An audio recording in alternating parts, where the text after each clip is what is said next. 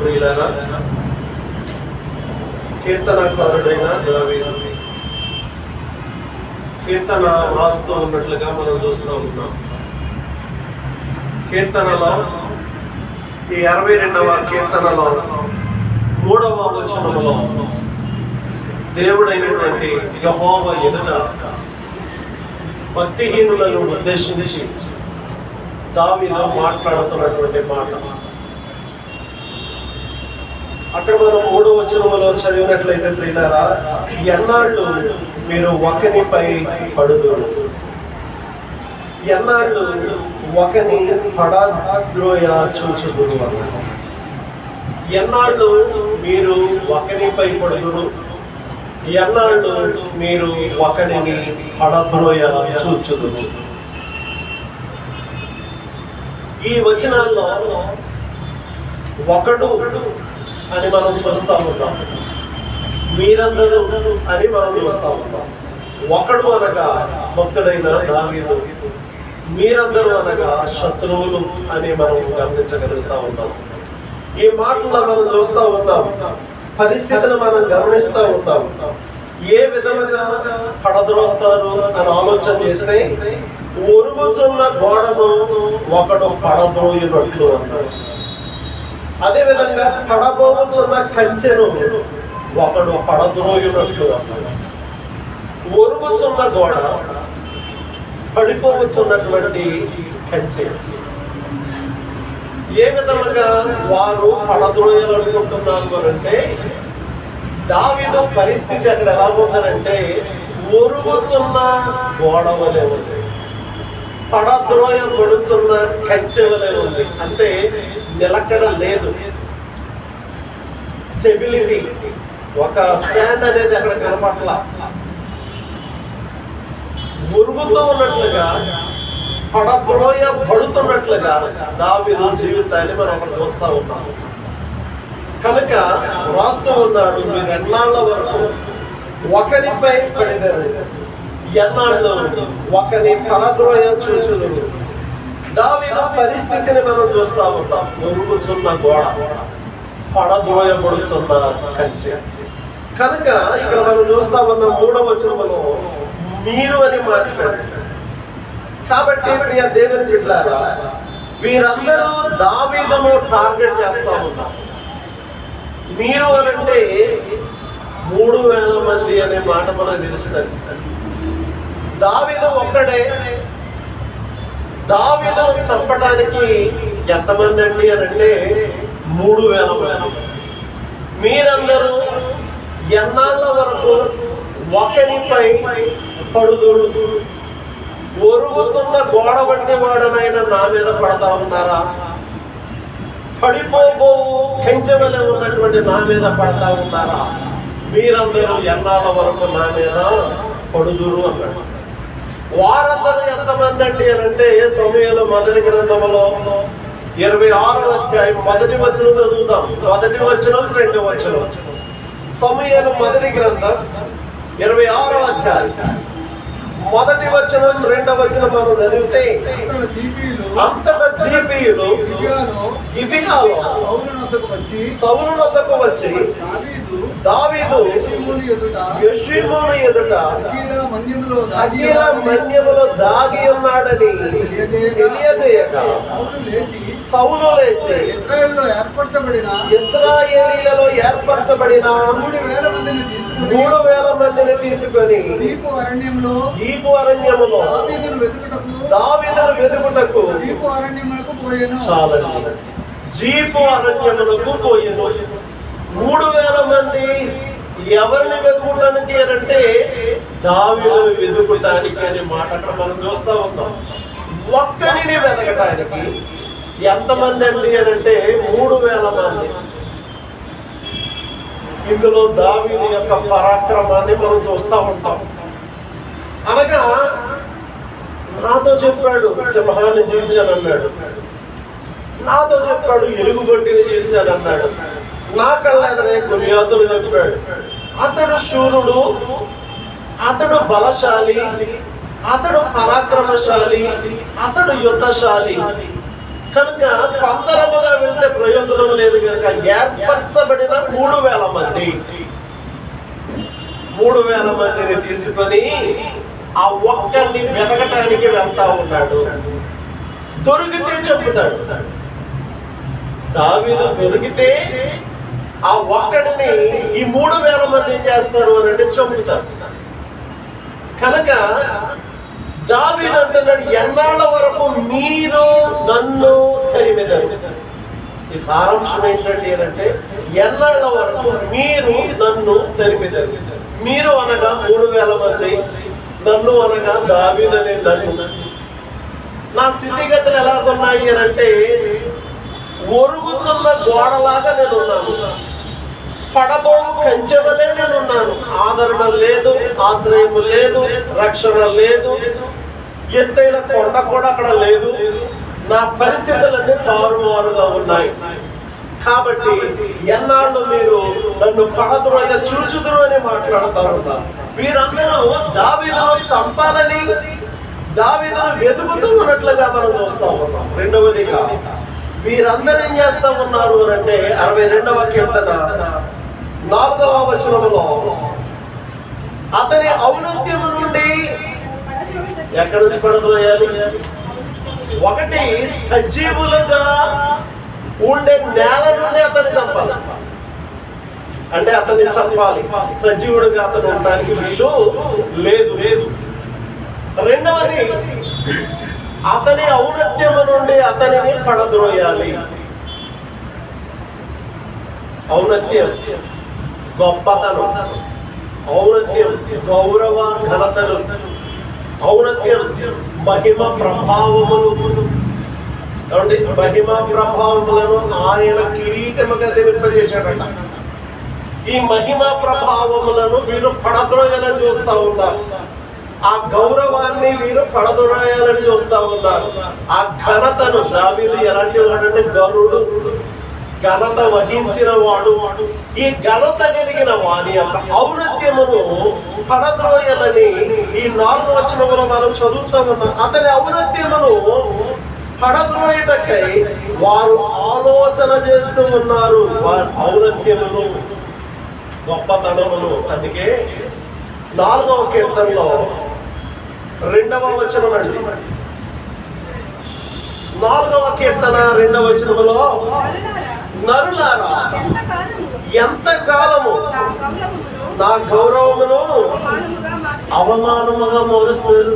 దావీదు అంటున్నాడు, నరులారా ఎంత కాలము నా గౌరవమును అవమానముగా మార్చెదరు, ఎంతకాలము వ్యర్థమైన దానిని ప్రేమించెదరు, ఎంతకాలము అబద్ధమైన వాటిని వెదికెదరు. ఎందుకు మీరు అబద్ధమైన వాటిని వెతుకుతా ఉన్నారు? ఎందుకు మీరు వ్యర్థమైన దాటిని అనుసరిస్తూ ఉన్నారు? ఎందుకు మీరు నా గౌరవమును అవమానపరచాలనుకుంటున్నారు? నేనెవరినో తెలుసా? ఆయన ఎవరో 3వ వచనం, యెహోవా తన భక్తులను ఏర్పరచుకున్నాడని తెలుసుకోండి. యెహోవా తన భక్తులను ఏర్పాటు చేసుకున్నాడన్న సంగతిని తెలుసుకోండి.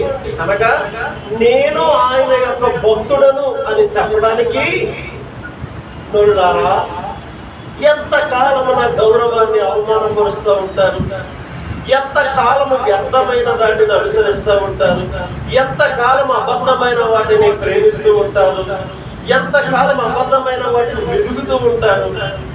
యెహోవా తన భక్తులను తన కొరకు ఏర్పాటు చేసుకున్నాడు అన్న సంగతిని తెలుసుకోండి అంటున్నాడు. కనుక ప్రియులారా, దావీదు యొక్క ఔన్నత్యాన్ని, దావీదు యొక్క గొప్పతనాన్ని నాశనం చేయాలని వారు వెతుకుతూ ఉన్నారు. ఎందుకు నాశనం చేయాలి అనంటే ఈ మాట సౌలునకు ఇంపుగా లేదు కదండి. ఒకరి గౌరవాన్ని మనం ఎప్పుడు పాటు చేస్తాం? మనకి నచ్చను, అంతేనా?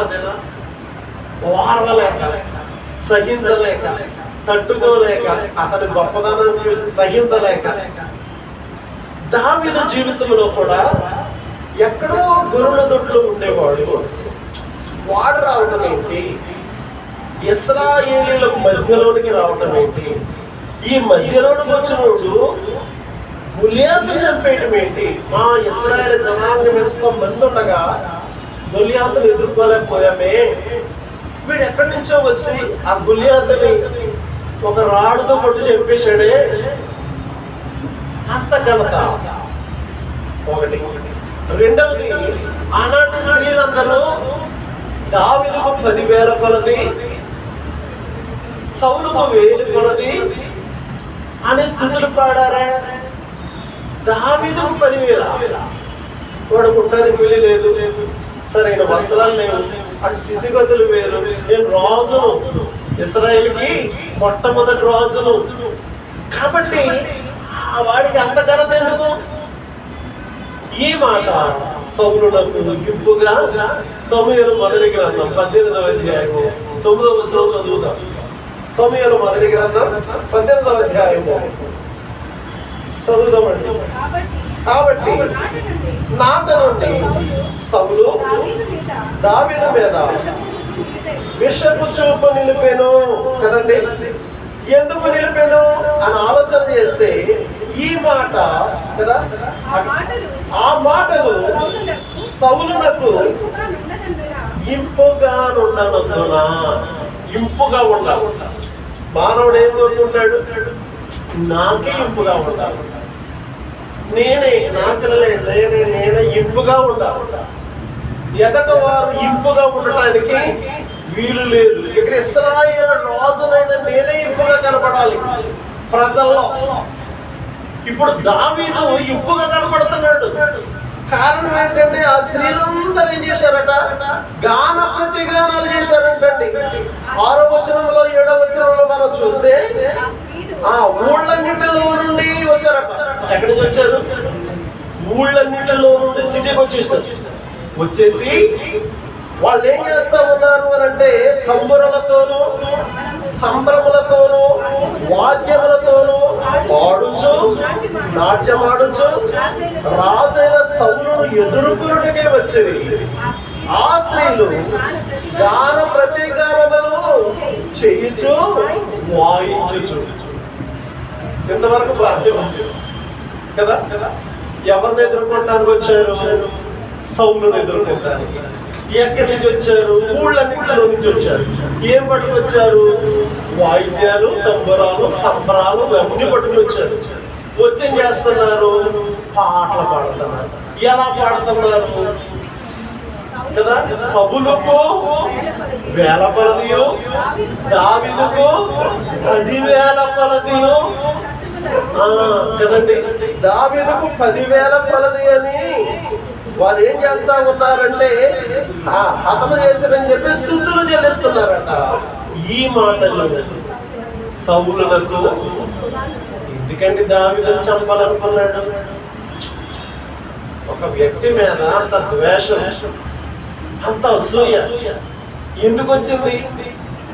ఆ వ్యక్తిని 3,000 మందిని పట్టుకుని వెళ్ళి చంపేయాలన్న కక్ష, ఆ క్రోధం ఎందుకు వచ్చిందండి అనంటే ఈ స్త్రీలందరూ ఊళ్ళో నుంచి అందరూ వచ్చేసి సౌలుకు 1000 కొలదియు, దావీదుకు 10,000 కొలదియు స్తుతులు కలుగునని పాట.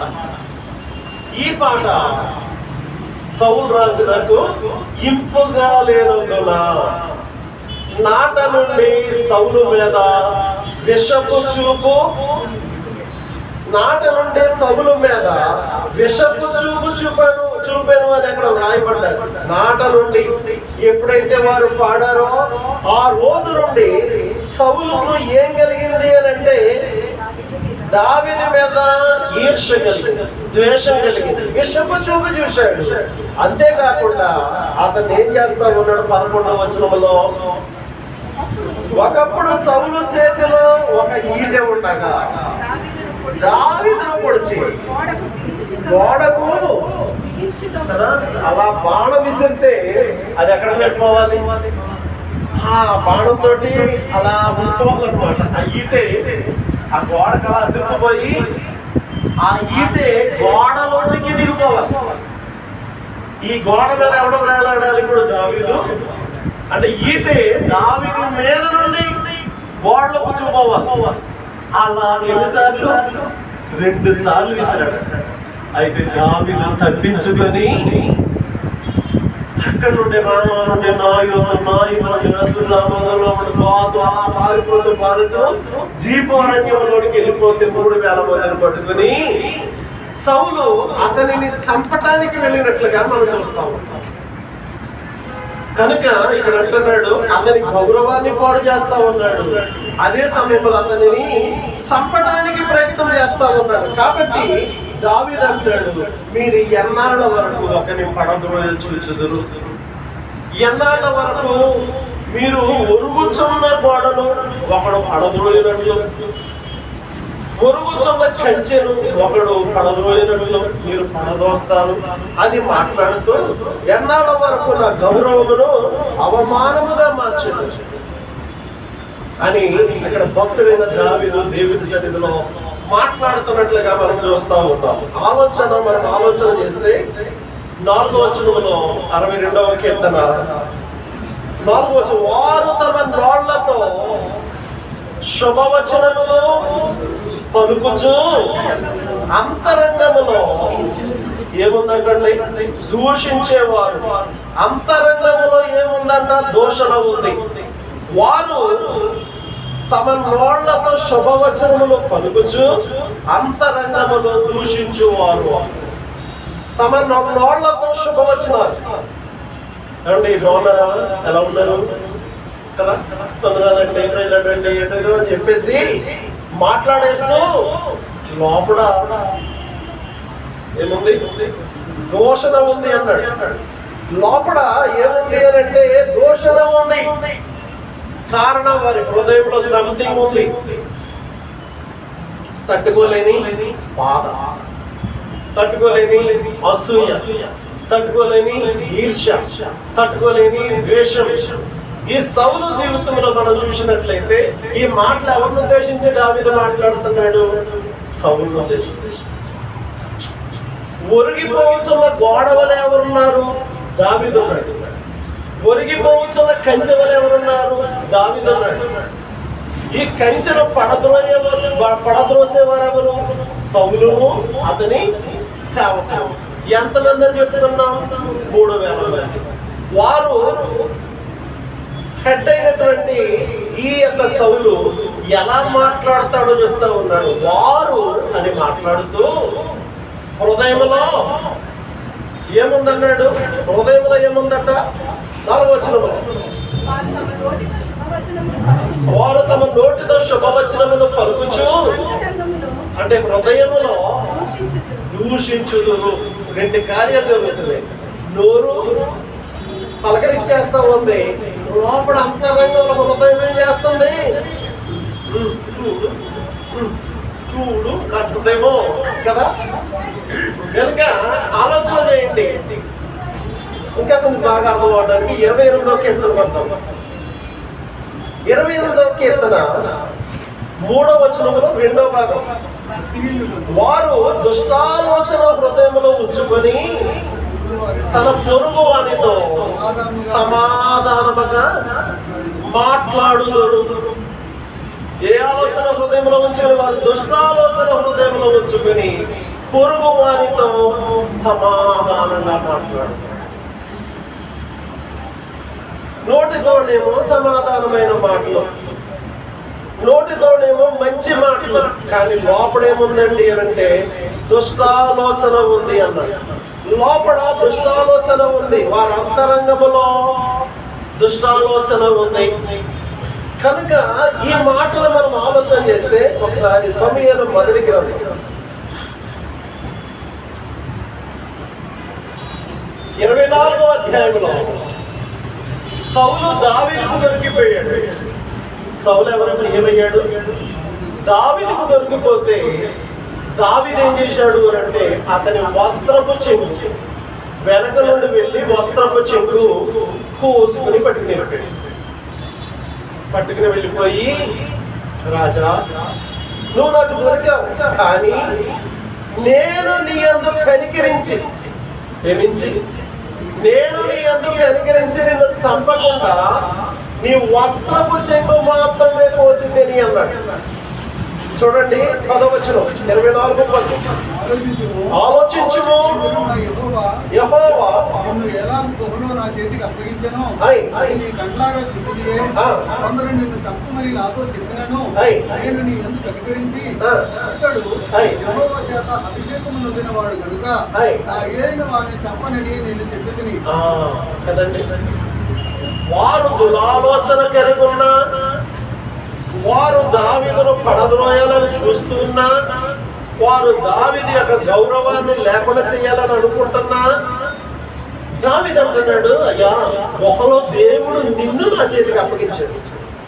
అయితే నేనేం చేశాను, నీకు ఏ హాని చేయకుండా. ఎవరి నేనేం చేశాను అని అంటే కేవలం నీ వస్త్రపు చెంగు పోశాను. 4వ వచనం చివరి భాగం, దావీదు లేచి వచ్చి సౌలునకు తెలియకుండా అతని పై వస్త్రపు చెంగును పోసెను. అయ్యా నువ్వు దొరికావు నాకు. ఎక్కడ? నీవు నేనున్న గుహలోనికే వచ్చావు. నేనే గుహలో అయితే నీకు భయపడి దాక్కున్నానో అదే గుహలోనికి నువ్వు వచ్చావు. అయితే నీకు తెలియకుండా నేను నీ వెనకే వచ్చి నీ వస్త్రపు చెంగును పోసాను. కొందరేమన్నారు తెలుసా, ఇదిగో దేవుడు నీకు అప్పగించాడు నీ శత్రువుని వాడు చెప్పి అన్నారు. కానీ నేను 10వ వచనంలో నేను నీ యందు కనికరించి, దావీదు ఏం చేశాడంట, కనికరించి లాస్ట్ కింద ఏమన్నాడు, నేను నీ యందు కనికరించి ఇతడు యెహోవా చేత అభిషేకం పొందిన వాడు కనుక నా ఏలిన వాడిని చంపను అని నేను చెప్పానయ్యా అసలు అని అంటున్నప్పుడు అంతరంగములు ఏముందని చదువుకున్నాం మనం 4వ వచనంలో. దురాలోచన ఉంది. అంతరంగములు ఏమేమో పెట్టుకుని పైన నోటితో ఎలా మాట్లాడుతా ఉన్నాడు అని అంటే 16వ వచనం,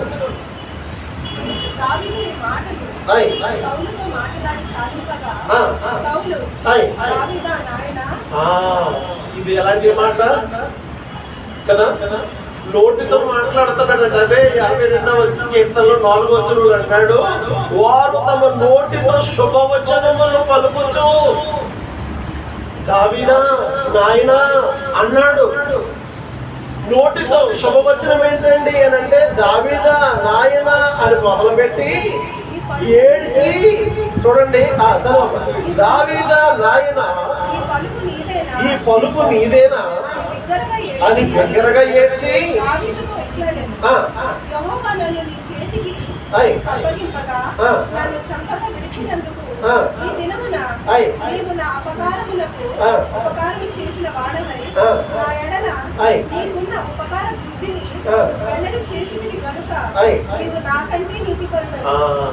కదండి.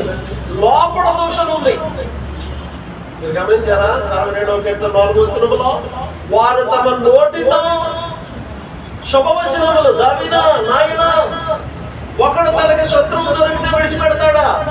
నీవు నాయన ఉపకార బుద్ధిని వెల్లడిపరిచావు అని మాట్లాడుతూ నువ్వు నాకంటే నీతి పరుడవు, ఒకనికి తన శత్రువు దొరికిన ఎడల మేలు చేసి పంపివేయినా ఈ దినమున నీవు నాకు చేసిన దానిని బట్టి యెహోవా నీకు మేలు చేయునుగాక, నిశ్చయముగా నీవు రాజు వగుదువుగాక, ఇశ్రాయేలు రాజ్యము నీకు స్థిరపరచబడునుగాక అని కదా.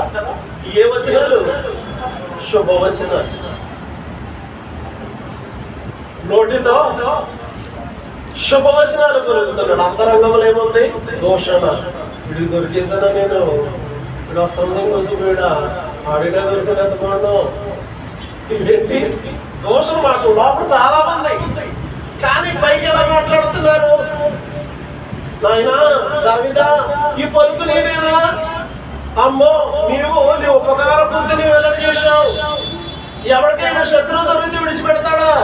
నీవు నన్ను విడిచిపెట్టేశావు అంటే నా అపకారాన్ని నువ్వు ఉపకారం చేశావు. నీవు నాకంటే నీతిమంతుడవు, నీకు రాజ్యము దక్కుతుంది, నువ్వు ఇశ్రాయేలుకు రాజు అయిపోతావు. ఇవన్నీ శుభవచనాలు. కానీ లోపడేముంది? దూషణ. వారి హృదయంలో స్వార్థం ఉంది, వారి హృదయంలో ద్వేషం ఉంది, వారి హృదయంలో అసూయ ఉంది. ఎవరు? సౌలు హృదయంలో. కాబట్టి నాయనా దావీదా, ఈ పలుకు నీదేనా? నువ్వు నాకంటే నీతిమంతుడు, నేను అపకారం చేశాను, నీవు నాకు ఉపకారం చేశావు, కాబట్టి నువ్వు రాజు అయిపోతావు అన్ని చెప్పి ఒక పేద అవ్వం జరిగేస్తే 26వ అధ్యాయం 3వ వచనం 2వ వచనం 26వ అధ్యాయము చదవండి. కదండి, మనం చదువుకున్నాం 24వ అధ్యాయంలోనేమో నాయనా నాయనా నాయనా అన్నాడు, నువ్వు నాకంటే నీతిపరుడు అన్నాడు. ఏమండి? ఏ వచనాలు? శుభవచనాలు. నాయనా నువ్వు నాకంటే నీతిమంతుడు, నువ్వు నిజంగా రాజు అయిపోతావు, నీకు దేవుడి రాజ్యం ఇస్తాడు అని చెప్పి ఆడు బతకడం. బతకనిస్తేనే కదా రాజు అవుతాడు. 3000 మందిని పట్టుకుని వెళ్ళిపోయాడండి. ఎవరు వెతకడానికి? దావీదును వెతుకుటకు 3000 మందిని తీసుకొని ఆయన ఏం చేస్తా ఉన్నాడు అని అంటే వెళ్తా ఉన్నాడు. అక్కడ కూడా ఒక చోట దావీదు సౌలు దొరికాడు, నిద్రపోతున్నాడు అన్న చోట. ఎవరు? సౌలు. దావీదు వెళ్ళి అక్కడ నీలపుండి చూడండి 26వ అధ్యాయం 17వ వచనం 26-17 ఒకసారి చదువుతారా? కొంచెం ముందు 12వ వచనం చదువుతా. సౌలు తలగడ దగ్గర ఈటెను నీలపుండిని తీసుకొని కదండి, సౌలును అతని సేవకులు నిద్రపోతున్నారంట. దావీదును వెతకడానికి వచ్చి వేదికి అతను దొరకపోగా వీళ్ళు అలిసిపోయి నిద్రపోతున్నారంట. దావీదేమో వీళ్ళు చూస్తా ఉన్నాడు, నిద్రపోతున్నారు కదా అని సౌలు దగ్గరికి వెళ్ళాడు. ఎవరు తీసుకొని? అభిషై అనే సైన్యాధిపతిని దావీదు తీసుకొని వెళ్ళి తలగడ దగ్గర, ఎవరి తలగడ దగ్గర? సౌలు తలగడ దగ్గర ఉన్న ఈటె. ఎవరి ఈటె? సౌలు ఈటె. నీలబొల్లి. మనం నీళ్ళ బాటలు ఎప్పుడు చేస్తాం కదా చర్చిలకి ఎక్కడికి వెళ్ళినప్పుడు, అలాగే అతను నీళ్లు పుట్టించుకున్నాడంట. ఆ నీళ్లు పుట్టేను ఆ ఈటెను దావీదు తీసుకొని వెళ్ళిపోయి కొండ అవతల భాగానికి వెళ్ళి అరుస్తున్నాడు, అబ్నేరు నువ్వు మగవాడువేనా? ఎందుకు? నువ్వు సరైన సైన్యాధిపతివి కాదు, రాజుగారికి సరైన సేనాధిపతివి, దేహ సంరక్షకుడు కాదు. ఇదిగో నేను అక్కడికి వచ్చాను, ఆయనను చంపగలను కానీ చంపకుండా ఈటెను నీలపుండిని పట్టుకొని వెళ్ళిపోయానయ్యా అన్నాడట. చూడండి 14వ వచనం 13 నుంచి చదువుతాను. తరువాత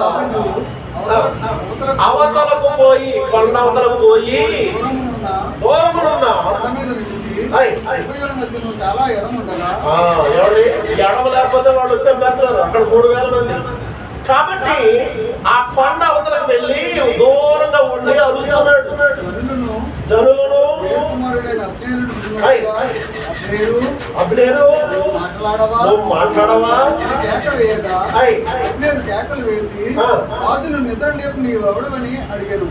అందుకు దావీదు, నీవు మగవాడవు కావా? ఇశ్రాయేలులో నీ వంటి వాడెవడు? కదండి, అబ్నేరు నువ్వు మగవాడవు కావా? ఏంటి సౌలు రాజును లేపుతున్నానంటున్నావా?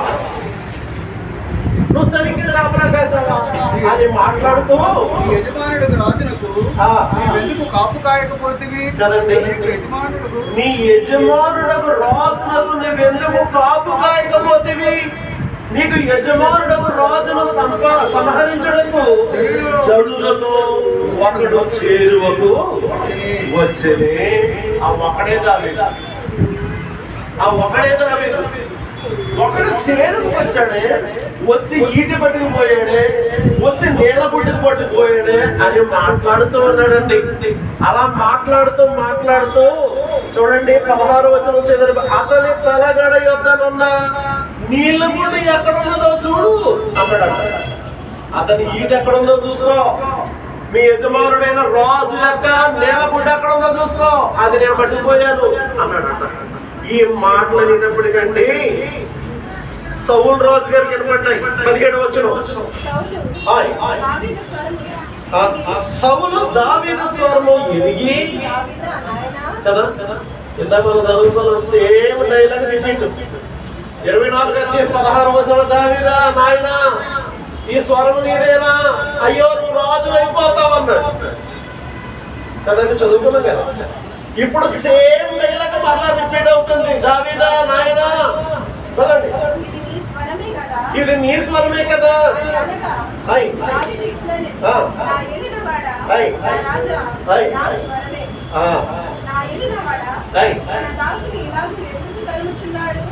చాలండి, అంటే ఆలోచన చేయండి. దావీదా నాయనా ఈ మాటలని చదివితే మళ్ళా దావీదును దీవిస్తాడు. సౌలు దీవిస్తున్నాడు కానీ లోపడేముంది? ద్వేషం, అసూయ, పగ. వాడు బ్రతకూడదు.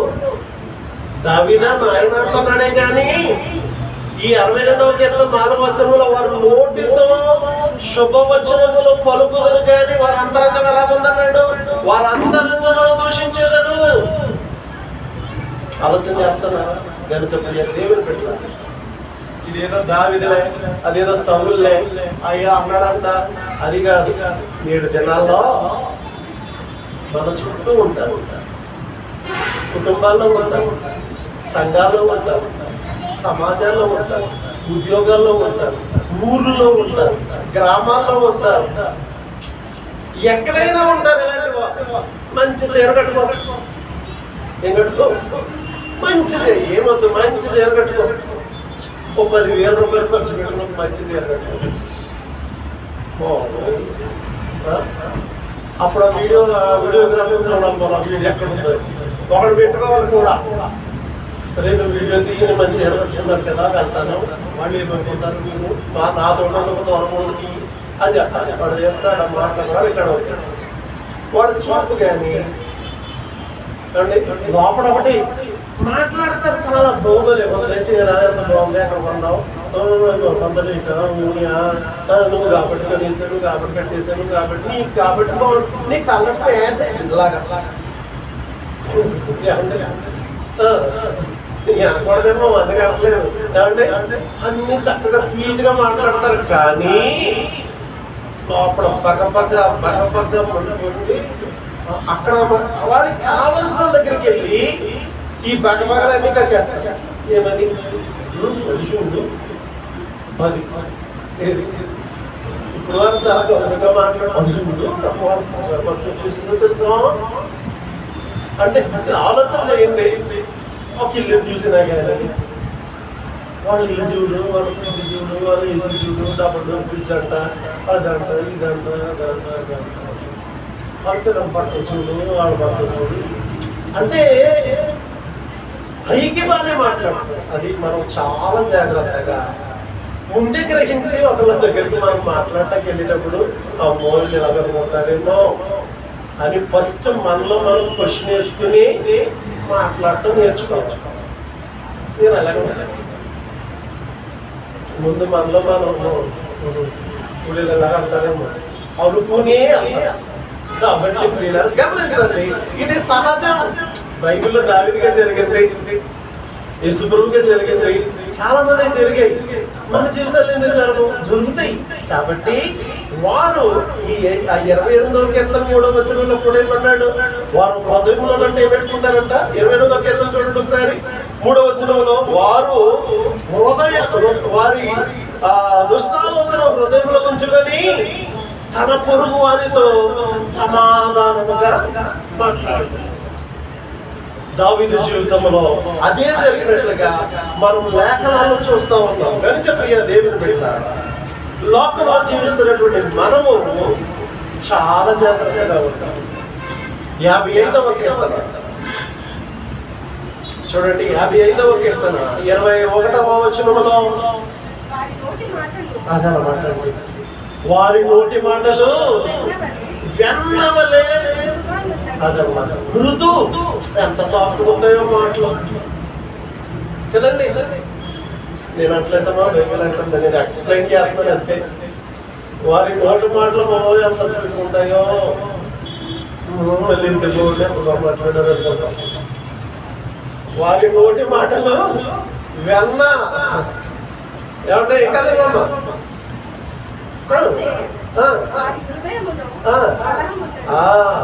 వారి నోటి మాటలు వెన్నవలే ఉండదట, కానీ వారి హృదయంలో కలహమున్నది. వారి మాటలు చమురు కదా, నునుముగా ఉంటుందంటే చమురు. ఆ రోడ్డు మీద ఎక్కడన్నా అప్పుడప్పుడు ఆయిల్ కాలిపోతుంది, బళ్ళలో నుంచి ఆయిల్ పడిపోతుంది. ఆ బండి వేసుకెళ్ళి ఇప్పుడు 4 వీలర్ అయితే పర్వాలేదు, కానీ 2 వీలర్ రోడ్ ఏమవుతుంది, జర్రం జరిగిపోయి పడిపోతుంది. ఎందుకు? నునుపు ఎలా ఉంటుంది, నునుపు. ఆయిల్ చూడండి, మంచి నూనె మీ అందరూ వాడతారు కదా రోజు, అది ఎంత నూనె ఉంటుందో అంటే నునుపు. నోటి మాటలు ఎలా ఉంటాయంటే చమురు అంటే ఏంటండి, ఆయిలే. చమురు వలె ఉంటాయంట, వెన్న వలె ఉంటాయంట. హృదయం మాత్రం కనుక ప్రియ దేవుని బిడ్డలారా, బైబిల్లో చాలా విషయాలు కనపడతా ఉంటాయి. ఈ మాటలు ఎందుకు చెప్తున్నానంటే, మానవుడు అంటేనే ఈర్ష్యా జీవి. ఏ జీవి? ఈర్ష్య. భరించలేడండి, తట్టుకోలేడండి, సహించలేడండి. సహించగలుగుతున్నారో లోపల వస్తున్నాం కదా చాలా మంది. వాడెవడు? అహాబురాజు. ఆడెవడో నాబోదనే వాడికి చిన్న ద్రాక్ష తోట, వీడికి ద్రాక్ష తోట ఉంది, అది సహించలేకపోయాడు. నీ ద్రాక్ష తోట నాకు ఇస్తాం, పూర్వకులు చేసుకుంటాను అన్నమాట. పూర్వకులు అవసరమో ద్రాక్ష తోట, ఏది ప్రాముఖ్యమైంది, ఏది వాల్యుబుల్ ఆలోచన సహించలేకపోయాడు, భరించలేకపోయాడు. కనుక మానవుడు నిలువెల్ల విషం. మానవుడు నిలువెల్ల విషం. మానవుడు అంటేనే విషం. సహించలేడు, భరించలేడు, తట్టుకోలేడు. మానవుడు తట్టుకోలేడు. ఎదుట వారి మేలు చూసి భరించలేడు. అమ్మోయుడు రోజు అయిపోతాడా, అమ్మాయిడు బతకనిస్తే ఇంకా నాకు రాజ్యం ఉంటుందా, నా కొడుకు రాజ్యం ఉంటుందా? ఒక రకమైన వారు హృదయములో పదుచుకుంటారు, వారు హృదయములు దోషించుకుంటారు, వారు హృదయములు ద్వేషించుకుంటారు. కానీ వారి నోటి మాటలు మాత్రం వెన్న, వారి నోటి మాటలు మాత్రం చమురు, వారి నోటి మాటలు మాత్రం సమాధానం. మీతో ఎవరైనా మాట్లాడుతున్నప్పుడు చూడండి అంతే. ఆశగా చెప్పారు, ఇప్పటికి వచ్చేస్తాయి మీకు అంటే మీ లైఫ్లో జరిగి ఉంటాయి కదా, అలాగంటున్నప్పుడు నిజమే వెళ్తాయి కదా. ఇది పరిగెట్టారు అంతా. అన్నింటికంటే స్పీడ్ వాహనం ఏదో తెలుసా? మనస్సు. ఇది అమెరికాలో వచ్చారు, ఎక్కడెక్కడో తిరిగి వచ్చారు, మనం ఎక్కడే ఉంటాం కనుక ఎన్ని గుర్తొచ్చేస్తాయి. కాబట్టి వీళ్ళరా మాట్లాడేటప్పుడు, ఎదుటితో మాట్లాడేటప్పుడు ఎక్స్పోజ్ చేసుకోకూడదు. ఫస్ట్ మనకు ఉంటే ఉండగాక ఉంటే బయట దగ్గర ఎక్స్పోజ్ చేసుకో. వాళ్ళు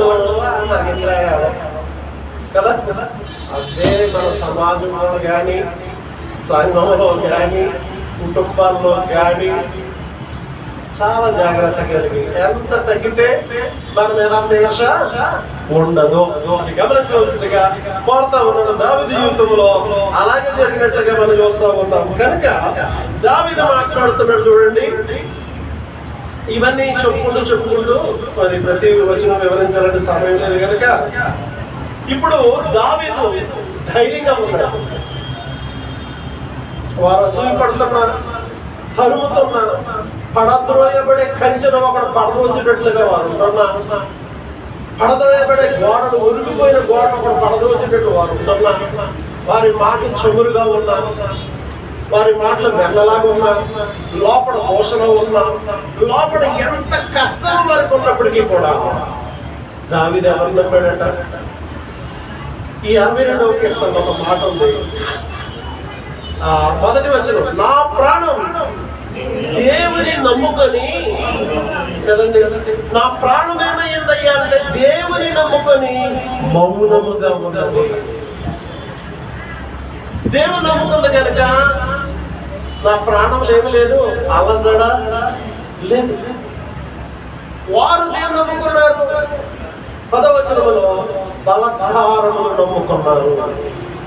బలత్కారమును నమ్మికయించారు. దేవుని నమ్మటం మానేసి బలత్కారం అంటే కర్ణపిశాచం గారి దగ్గరికి వెళ్ళాడు. ఎక్కడికి వెళ్ళాడు అయినా సౌలు గారు? కర్ణపిశాచం గల స్త్రీ దగ్గరికి వెళ్ళాడు. దేవుడు చెప్పడా? అయితే దావీదు అలా దేవుని నమ్ముకొని ఉన్నాడు. నా ప్రాణము దేవుని నమ్ముకొని మౌనముగా ఉన్నది. మౌనము అంటే నెమ్మది, సురక్షితము, సమాధానము, విశ్రాంతి, ప్రశాంతంగా ఉన్నాను అన్నాడు. లోకంలో రకరకాల వాళ్ళు ఉంటారు. మనం ఏం చేయాలి? దేవుని నమ్ముకొని ఉంటే వాళ్ళ మాటల్లో చెక్కబడతాం. వాళ్ళ మాటల్లో లోకం అనుకుంటున్నారు, చాలా యుక్తిగా మాట్లాడతారు, చాలా తెలుగుగా మాట్లాడతారు. మరి మనం బైబిల్ చదివేందుకు మనం ఇంకా తెలుగుగా మాట్లాడాలి కదా. జ్ఞానం ఎవరండి? డైలీ బైబిల్ చదవడానికి ఎంత జ్ఞానం వస్తుందో. లోకంలో ఉన్నవాళ్ళు ప్రతిదినం బైబిల్ చదవకుండా ఏదో నామకరణంగా చదివినోడికి ఎంత జరుగుతుంటే మనం కళ్ళ కింద చేసి చదువుతాం కదా. మరి మనకెంత ఉండాలి కదా? మనకు కూడా ఉండాలి కదా. ఆలోచన చేస్తారా? ఈ బైబిల్ మన నాన్నగారు ఎన్ని సంవత్సరాలు చదివి విడిచిపెట్టి వెళ్ళాడో అది పడుతున్నారు. నేను 23 సంవత్సరాలు వచ్చి ఈ బైబిల్ అడిగినే ఉన్నాను. నేను అట్లన్నీ ఊడిపోతూ ఉంటాయి. ఇవన్నీ చేస్తా ఉంటాను, మెకానిక్ చేస్తా ఉంటారు. నేను అడిగి చెప్తా ఉన్నాను, బైబిల్ చదవాలి. ఇది అనంత జ్ఞానం. కాబట్టి మనం దేవుని నమ్ముకునే ధైర్యముగా, మౌనముగా ఉండాలి. ఇక్కడ అన్నట్టు నా ప్రాణము దేవుని నమ్ముకొని మౌనముగా ఉంది అని మాట్లాడుతున్నాడు. దేవుని నమ్ముకుంటే ఏముంది? మౌనం అంటే 29వ సామెతల గ్రంథం 29వ అధ్యాయం చూడండి, 25వ వచనం. యెహోవా యందు నమ్మికయించువారు సురక్షితముగా నివసించుదురు. యెహోవా యందు నమ్మికయించువారు ఎలా ఉంటారట? సురక్షితం. అదే అన్నాడు ఈ 62వ కీర్తనలో మొదటి వచనం, నా ప్రాణము యెహోవా యందు నమ్మికయించి మౌనముగా ఉంది. అంటే సురక్షితముగా ఉంది. యెహోవా యందు నమ్మికయించే వారు ఎలా ఉంటారన్నాడు? సురక్షితముగా ఉన్నారు. దావీదు సురక్షితంగా లేడా? 4వ కీర్తన 8వ వచనం. 4వ కీర్తన 8వ వచనం. 4వ కీర్తన 8వ వచనంలో యెహోవా నెమ్మదితో పండుకొని నిద్రపోదును. నేను ఒంటరిగా ఉండినను, నీవే నన్ను సురక్షితముగా నివసింపచేయుదువు. దేవా యెహోవా, నేను నెమ్మదితో పండుకొని నిద్రపోతా ఉన్నానయ్యా. నేను ఒంటరిగా ఉన్నాను, నీవే నన్ను సురక్షితముగా నివసింపచేయుదువు. ఎంత మంచి స్టేట్మెంట్. నా ప్రాణము ఆయనను నమ్ముకొని ఎలాగుంది అని అంటే మౌనముగా ఉంది.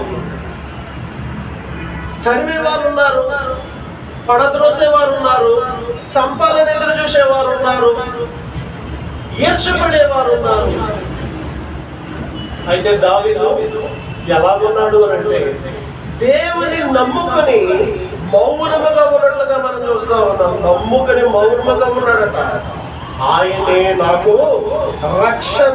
ఆయన ద్వారానే అంటున్నాడు చూడండి, 62వ కీర్తన మొదటి వచనములో, ఆయన వలననే నాకు రక్షణ కలుగును.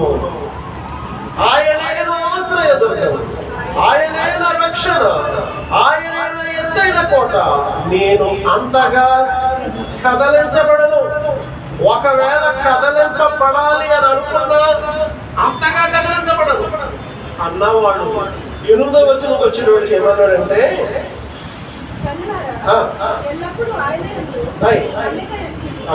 ఏమండి జనులారా, నేను నమ్మిక ఉంచాను కదా, నా ప్రాణము దేవుని నమ్ముకొని మౌనముగా ఉంది. ఆయనే నా రక్షణకర్త, ఆయన వలననే నాకు రక్షణ, ఆయనే నా ఆశ్రయం, ఆయనే నా ఎత్తైన కోట. కాబట్టి మీరు కూడా ఏం చేయాలి? ఎల్లప్పుడూ దేవుని యందు నమ్మిక ఉంచండి. నేను అంతగా కదల్చబడను అన్నవాడు ఏమంటున్నాడు అంటే, నేను కదలింపబడను. 6వ వచనం చివరి భాగంలో నేను కదలింపబడను. ముందేమన్నాడు? నేను అంతగా కదిలించబడినండి. కానీ ఇప్పుడు ఏమంటున్నాడు? అసలు కదలింపబడ్డు కదా. ఆలోచన చేయండి. ఎందుకు నమ్మాడు? నమ్మగానే రక్షణ కలిగింది. ఆయన రక్షణకర్త అన్నాడు. నమ్మగానే ఆశ్రయం కలిగింది. ఆయన ఆశ్రయం అన్నాడు. నమ్మగానే ఆయన దావీదుకు ఎత్తైన కోటగా ఉన్నాడు. ఇప్పుడు దావీదు అంటున్నాడు, నేను కదిలింపబడాలి. శత్రువులను తరిమిన, నా మీద ఈర్ష్య చూపించిన, నన్ను ఎంత ఇబ్బంది పెట్టినా నేను కదిలింపబడాలి. సౌలులో చనిపోయాడేమో కానీ, అతని కుమారులలో చనిపోయాడేమో కానీ, దావీదు దేవుని సంకల్పంలో చొప్పున తన తరము వారికి సేవ చేసి అప్పుడు కనుక విశ్వాసమైన మనము ఈ మాటల ద్వారా నేర్చుకోవాల్సిన పాఠం ఏంటండి అని అంటే, శత్రువు విషపు చూపు చూస్తూనే ఉంటాడు. లోపల కూడా పెట్టుకుని బయట మంచిగానే మాట్లాడతాడు. వాడు ఎప్పుడూ మనం తరుగుతూనే ఉంటాడు. మనం ఎక్కడ కనపడినా ఒక లుక్ వేస్తాడు. ఒక చూపు, ఒక కన్ను మన మీద ఉంటానే ఉంటుంది. అయితే మనం ఏం చేయాలి? దేవుని నమ్ముతాం. ఆయన నమ్ముకుంటే మనకు సురక్షితము అన్నాడు. చదువుకున్నాం కదా సామెతలు 29:25లో, యెహోవాను నమ్ముకున్నవాడు సురక్షితముగా ఉండడు అన్నాడు. ఆయన నమ్ముకుంటే సురక్షితం ఉంది. దావీదు నమ్ముకున్నట్టు. రెండవది, ఆయనను నమ్ముకుంటే రక్షణ ఉంది. దేవుడు అందరికీ రక్షణకర్తగా ఉన్నాడు. మూడవది, ఆయన నమ్ముకుంటే ఆశ్రయం ఉంది. ఆయనే నా ఆశ్రయం అన్నాడు. నాలుగవది, దావీదుకు దేవుడు ఎత్తైన కోటగా ఉన్నాడు. కనుక ఒకటి సురక్షితంగా ఉన్నాడు, రెండవది రక్షణ దొరికింది, మూడవది ఆశ్రయం దొరికింది, నాలుగవది దేవుడే ఒక కోట, ఎత్తైన కోటగా ఉన్నాడు. ఇప్పుడు దావీదు పరిస్థితి ఎలా ఉందంటే, నేను కదిలింపబడను. 6వ వచనం చివరి భాగంలో నేను కదిలింపబడకుండానే ఉన్నాడు.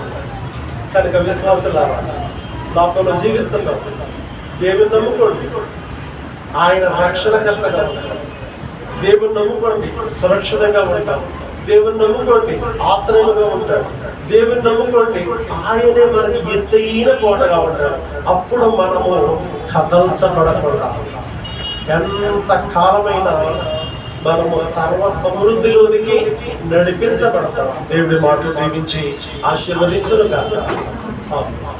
కృపా సత్య సంపూర్ణమైన మా ప్రియ పరలోక తండ్రి, మహోన్నతుడా నీకు వందనాలు. నీ మహాకృపను మమ్మల్ని ప్రేమించి 62వ కీర్తన ద్వారా మీరు మాతో మాట్లాడినది వందనాలు. నీ పిల్లలమైన నేను ఈ లోకంలో జీవిస్తూ నిన్నే రాజుగా రక్షకునిగా నమ్ముకొని కదిలింపబడని వారముగా జీవించడానికి సమయం పెంచి యేసుక్రీస్తు వారి ఘనమైన నామములో ప్రార్థన చేయించున్నాం మా పరమ తండ్రి. ఆమేన్.